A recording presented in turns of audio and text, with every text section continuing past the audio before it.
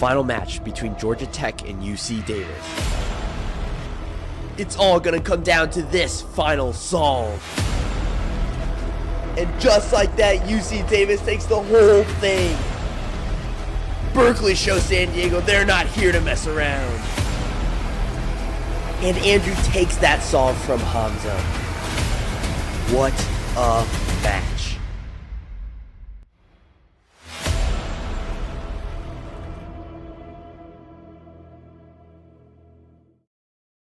Welcome back, everybody, to the Collegiate Cubing Championships. We have a fantastic matchup for you guys tonight to follow up that thrilling first quarterfinal matchup earlier tonight.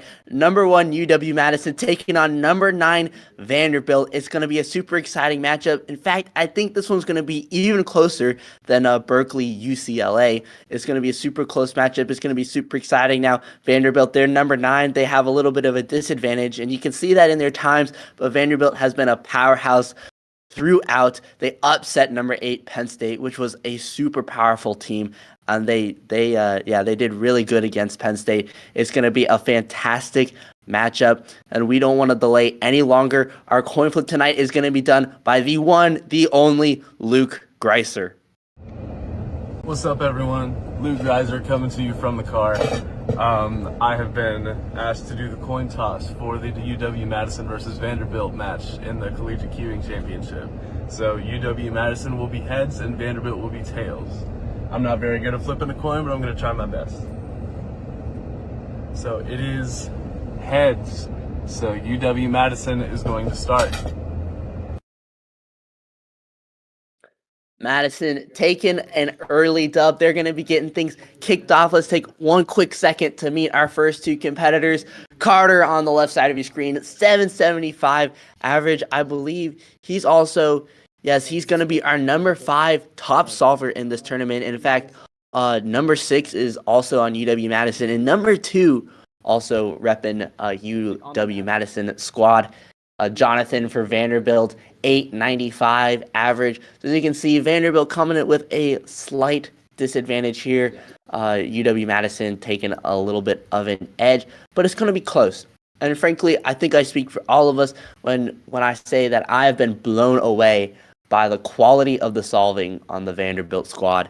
They've solved so incredibly well. They blew all of us away when they upset Penn State. I mean, Penn State, super powerful team, but I think they took that match 3 sets to 0 sets. That was a big matchup, number 8 versus number 9, and Vanderbilt did justice on Penn State. But this one is definitely going to be a little bit tougher. Carter getting things kicked off, going with White Cross, going into PLO right around a low 5, and a 6.1 to get things started off for Carter. Super, super fast solve. Carter setting the bar really high early on, and I believe Carter's first solve ever was like a 5.4 or something like that. It was super quick solve. Carter getting things started off. Gonna be tough for Jonathan to respond to. Hey, gonna be tough for anybody to respond to a 6.1, but we'll see what Jonathan's able to pull out. He's a well-respected cuber in his own right. Getting things started on yellow cross, a little bit slow going. Gotta find that groove. It's like maybe we did the wrong OLL there. See what the official time is. Probably looking at something around the 10-second range and a 10.03. So a bit of a slower start for Jonathan here. Carter able to take an easy first solve by a commanding 4-second margin. We'll see how the rest of the set plays out. Now, as you saw, this matchup about a second, 775, 895 average for Jonathan. That 70-75 going to Carter. So it's, UW-Madison has the edge, but definitely not outside of Jonathan's normal solving range. Like we saw with the UC Berkeley UCLA matchup, Vanderbilt going to be looking for those little mistakes. Now Carter, nearly flawless first solve. But it's going to be tough to solve flawlessly every solve, and especially across 3 solvers. So Vanderbilt looking to capitalize on those little mistakes. Jonathan, again, a little bit slow going into his second solve. Ooh, and it's going to be around a high 7, low 8 maybe.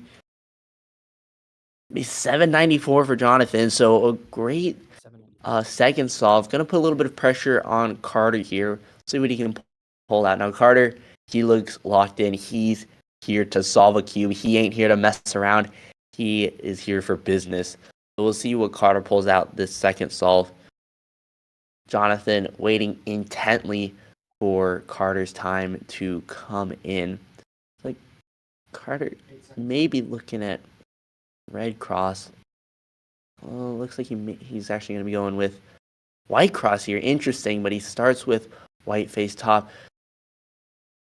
Oh, and a 676. Now, I mean, Carter and the whole Vanderbilt team much faster than I am. I'm not even sure what Carter did going into the last layer there, but it was impressive. It was fast and it was efficient, and I think that's all that matters. Carter banking another sub 7 solve, takes a second solve on Jonathan. So Carter off to a good start. And we saw a super impressive performance from Berkeley a couple hours ago. We hope you saw that. Heidi was able to clinch the number 1 spot with the 713 average. Excuse me, Heidi went down a little bit actually. She's number 2 right now with a 7.5 average. So Zeke for the UW squad now number 1. But Berkeley getting their solvers up in the top 5. Carter a little bit slower of a third solve, 745. Now this is going to be an opportunity for Jonathan to step in. I mean, this is going to be a fast solve for him, but definitely within normal solving capabilities. So it's moments like these where the Vanderbilt squad needs to lock in and step up here. They have an opportunity, and they can't blow it. Jonathan going in with yellow cross, a lot faster turning, a lot more confidence. We'll see if it pays off. PLL, super quick PLL. Doesn't look like that was fast enough, but we'll see. Yeah, 892, about a second and a half too slow. Carter now up 3-0 on Jonathan. Pressure is definitely on. Now Carter, fantastic first 2 solves, banking a 610 followed by a 676. So not a lot of room for error there. But Jonathan, he pulled it a 794. And then Carter maybe a little bit slower with the 745. Jonathan not able to capitalize on it. And now here we are. Set point, Carter just 1 solve away. Jonathan looking to force Carter to pull out another very good solve here. It's like Jonathan's going with green cross. Not sure if he's fully color neutral. A little bit locky and slow to get things started off. And just not a super refined solve from Jonathan, but we'll see. Yeah, 1048. Just not a very refined solve. Looks like maybe didn't plan the cross correctly. Couldn't quite tell. Had some slow going getting into F2L. So Carter should be able to handle this solve pretty easily. Going up against that 1048. But we'll see what Carter pulls out here. Going to be going in with yellow cross. Going into... I thought he was looking for that ZB. And he drops the cube, but it's okay. 850. Yeah, I thought he was looking for that ZB in OLL, but guess not. 850. Carter taking 4 solves quickly on Jonathan. UW-Madison coming away with that first set. Let's take 1 second to look. Yeah, Carter with the 7.2 average. I mean, that's going to put him in a commanding first for individual rankings. Right now, his fellow Wisconsin solver, Zeke Mackey, with the 748 right now in number 1. Jonathan, 934. Could have expected a little bit more from him, just slow getting started. And I mean, this is tough. He only had 4 solves to perform. Max is 7. That's really not that many. And so Jonathan not able to pull out an upset here. You can scroll down if you want to see people's times, by the way. And so UW-Madison is able to come away with an early first set. So let's move into our second set now. Vanderbilt looking to put some ground up on UW-Madison, and it's going to be tough. UW-Madison, they're pulling out Mihir, the 764 average, but Thomas fighting back with that 882 average. So the difference in solvers is dropping a little bit, but definitely going to be tough. Mihir, a fantastic solver. We've seen some fantastic solving from Thomas as well. So Vanderbilt just looking to get some ground. I mean, Mihir in practice just pulls out a sub-7. Doesn't even bat an eye. So definitely a little bit scary for the Vanderbilt squad here. But Thomas will be getting things kicked off for Vanderbilt. We'll see what he's able to do early on. Okay, never mind.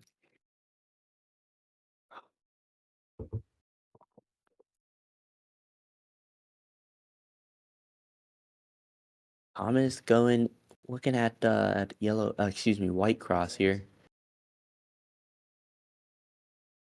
Looks like that's what he's gonna go with. Quick solving to get started off on. Some lockups and F2L going easy. OLL. My God. That could have been more. 837. I think he knows that too.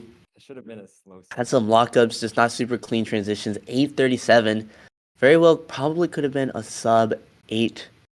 Had those transitions and just turning gone a little bit smoother. We'll see how he adjusts. We saw Ethan was solving with a lot slower turning speed, and it worked out very well for him. Also, Got things started off with 2 6s. Can you guys? So maybe Thomas will Actually, do I don't something remember. similar. Get that turning speed under control. Wait, am I Turn with solving a it? little more fluidity. Mihir Oh. going in for UW-Madison on, I believe that's white cross there as well. An 867. So Thomas actually able to take that first solve. Wow. Yeah, I mean, Vanderbilt up on the board now. Thomas taking a solve on me here early on by just like 0.3 of a second. Wasn't, 37. wow, is a Don't like rather unassuming solve from both competitors.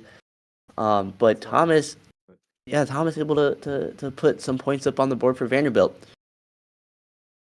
This UW-Madison team, very, very powerful, very, very impressive as well. But as we can see, they're not invincible. So Mihir looking at white cross, it looks like, going into solve number 2. Now he's down 0-1 in unfamiliar position for the UW-Madison team.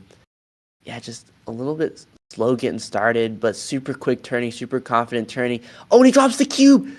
858 for Mihir. Looks like that probably could have been a sub 8, a high 7 of some sort, but wasn't able to finish cleanly. Thomas now given an excellent opportunity. Now, as I was saying, there's going to be moments like these. A little fumble from me here. Not a bad solve by any stretch of the imagination, but a little fumble here. Now, this is an opportunity for Thomas to step up and take another solve for Vanderbilt. That starts putting a ton of pressure on UW-Madison. We'll see what Thomas does here, going in with white cross. Looks like he's slowing down his turning speed a little bit, but still some lockups. Going into PL around 6 seconds. Can he finish cleanly? He can't finish cleanly.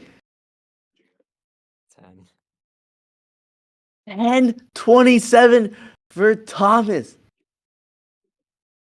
Wow. He was going into PLL around a high 6, I think. 6 or 7 seconds. So he easily could have finished with a time better than Mihir, but he's just not able to round off that PLL cleanly and defeat Mihir for a second time and take another solve. So now Mihir ties this set 1-1. This is not a great position for Thomas to be in. I mean, especially when you're up on UW-Madison, you want to take that momentum and you want to run with it. Thomas not able to run with it. So Mihir stops Thomas's momentum, which is not good, especially when you have a little bit of a disadvantage like this. Thomas going in with white cross. Back to some more fast turning. The look ahead surface a little bit, and he drops the cube as well. Wow. Gonna be around another 10-second solve. 10:76. I mean, it wasn't going to be the best solve ever, even if he hadn't dropped his cube. But that seals the deal here. Mihir going up against a very easy solve now. Thomas had early success, but not able to carry that through. And it looks like it's going to come back to haunt him a little bit. Mihir is super quick, super smooth turning. A lot more confidence, just a better solve overall. And it shows through with his time, 6:56. This is a super, super clean solve, super refined. I mean, everything about it was great. And Mihir able to bank a sub 8 now, sub 7 in fact.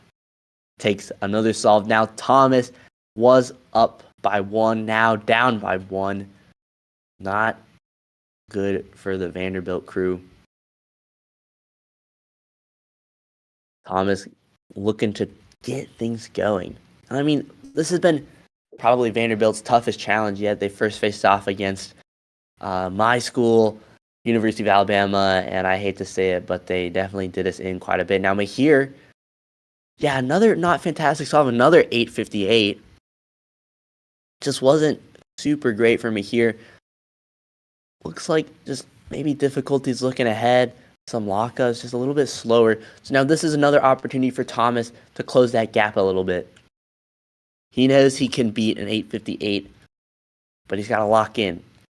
Got to get control of those nerves. As you can see there, his look ahead looks like has been suffering a little bit from his sort of chaotic turning style. We saw with Ethan Jan in our last matchup how much it can help just turning a little bit slower. We'll see if he does that. Looks like he doesn't do that. Yeah, shaking, difficulties getting a grip on the cube, going in with the G-prim. It looks like nothing's working out for Thomas, and this may even be his slowest solve. 10:56 for Thomas.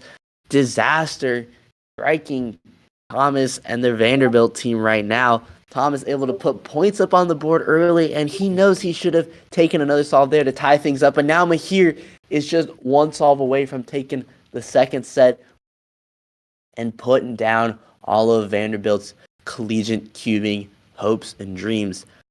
As I was saying, Vanderbilt hasn't really had a challenge yet. Even Penn State, they handled well, clicking all 3 sets, I believe. And you can see it in their number of solves won and lost. Thomas 8-1, only losing 1 solve to Penn State. But now having trouble getting things going. Mihir let up 3 easy solves, 3 mid-8s that Thomas should have been able to capitalize on. He was only able to capitalize on 1. There's a couple of double cube rotations there. Going with a J-perm. See what the official time is, expecting a high 9. Yeah, oh wow, 9:99, just 1/1000 second away from being a 10-second solve. So again, Thomas leaving the door wide open. He's looking at that 8:58, those 2 8:58s, and he knew he should have capitalized on that for sure. But now Mihir stands at the door to taking a second set for UW-Madison. Mihir going in with white cross, looks like, going into PLL around 5 seconds. Only drops the cube, but it doesn't even matter. 7:16. Mihir maybe a little bit frustrated with that set, but it's all right. He takes 4 solves on Vanderbilt. UW-Madison taking 2 solves super quickly, very handily as well. Vanderbilt only able to take down 1 solve. So Thomas with that 9.99 mean, Mihir 7.91. So Mihir able to do great things for UW crew, taking that second set and winning this match for UW-Madison. Now we'll still play out the last set so we can see how everybody solves. And I think the next set is also going to be our closest, so it should be exciting as well. But Mihir a little bit slower than his last average of 7.87. So we not quite as much improvement as maybe we would have liked to see. But we know Mihir super speedy solving. Thomas just having trouble getting things going. Don't know if it was nerves or what. Looked like it was nerves. Just having trouble getting things going. But we won't delay any further. We'll jump straight into our third matchup. Zeke, 741 average. Marcus, 877 average. And I am convinced that Marcus is a much faster solver than 877. And we'll see how that plays out. We've seen just sheer greatness from Marcus this whole tournament. I think he got our first sub-7 solve early on in the competition. But Zeke, definitely a force to be reckoned with for sure. So we'll have to see what Marcus is able to do for Vanderbilt. But Zeke will be getting things kicked off for this final set. Now tonight we've had UW-Madison, our number 1 seed, UC Berkeley, our number 2 seed. They've both played tonight. I think all eyes are going to be on comparing the two. Now UW-Madison was easily ranked number 1, but Berkeley, oh wow, 526, can't even get a sentence out. Zeke already solves the cube. Wow, 526. That may actually be our fastest single yet. So I was trying to say that UC Berkeley has been solving impeccably and has now put in a serious bid for being the number 1 seed, but Zeke making me look a little bit foolish now. The UW crew definitely still has some solving to get done. They still have business to take care of, but the UC Berkeley squad definitely super impressive. All sub-8 solvers without a doubt. Marcus going in for Vanderbilt. 526, gonna be real tough, but we'll see what Marcus has in store. 844 for Marcus. 844. So quite a good solve for him, but Zeke taking it by 3 seconds nonetheless. But yeah, tonight, number 1, number 2 playing. Next week we'll have number 3 and number 4 playing, and number 5 as well. So all eyes are going to be seen on who has the true bid to become the very first collegiate cubing champion. Is it going to be UW-Madison? Maybe Berkeley. Berkeley looks impressive. UW-Madison, they're great solvers. Don't get me wrong about that. But I think in this competition, they've had some trouble living up to their number 1 seeding. Number 5, Texas, has been looking very good as well. And so they'll be playing later next week. Marcus going in for solve number 2. Very move heavy. I think, yeah, maybe did the wrong. Oh, well, I wasn't sure if he was trying to go for something fancy there. 1253 for Marcus. Just not a great solve. Not completely sure what happened, but not efficient. Maybe had an extra unnecessary alg in there. But that leaves the door wide open for Zeke to step in and take a second solve for UW-Madison.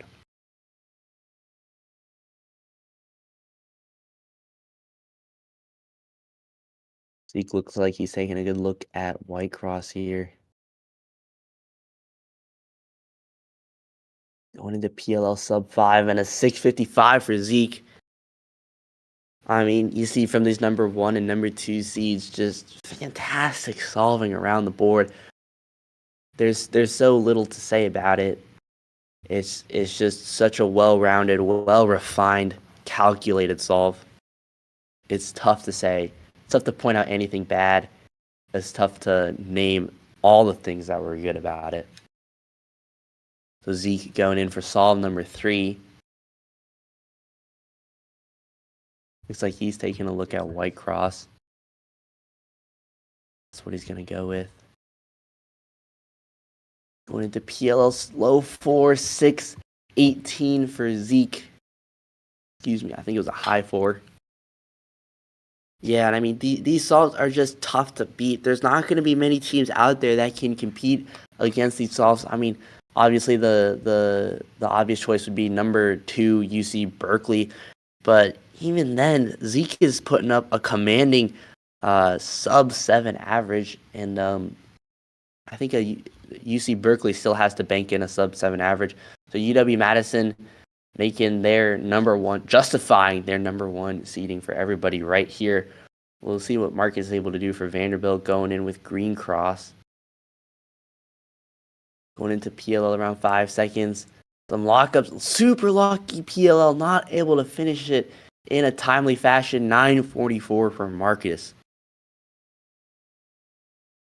I mean, overall, it was a good solve going into PLL around 5 seconds, but just PLL was just causing issues. Lots of lockups, wasn't able to finish it quickly or cleanly, and that does Marcus in. Now Zeke up 3 solves. Marcus still looking to take a solve. Zeke on the verge of taking this final set.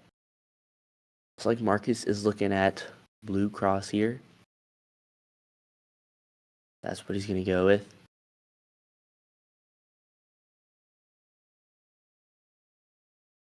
I mean, U-perm to finish things off. Looks like he had some trouble recognizing that PLL. 9:31 for Marcus. Yeah, just looked to be a little move heavy in the F2L. Looks like there was a slow transition from OLL into PLL, just costing seconds here and there. And when you're solving at this high level, that leaves the door wide open for someone like Zeke to swoop in and easily take a solve. I mean, Zeke is, I'm not sure. Yeah, Zeke going in for white cross here.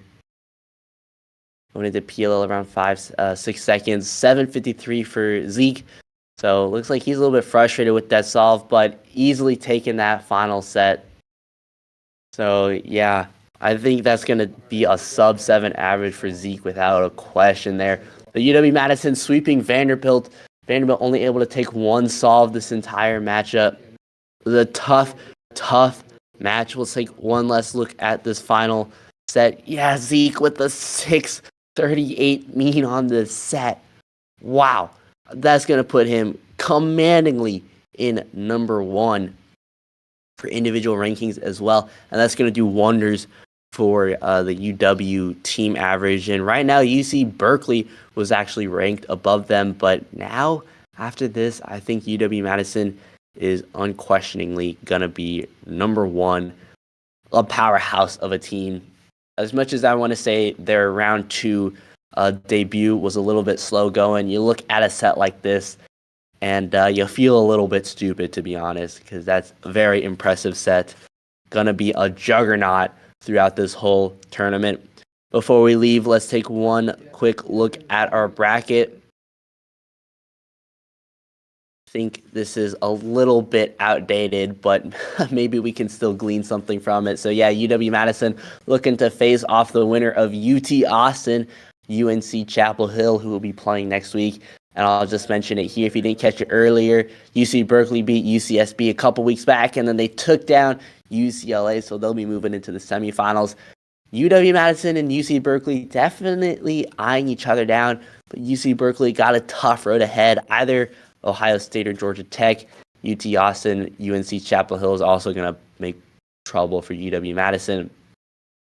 But that's going to finish this matchup. I think we have thank you everybody for watching.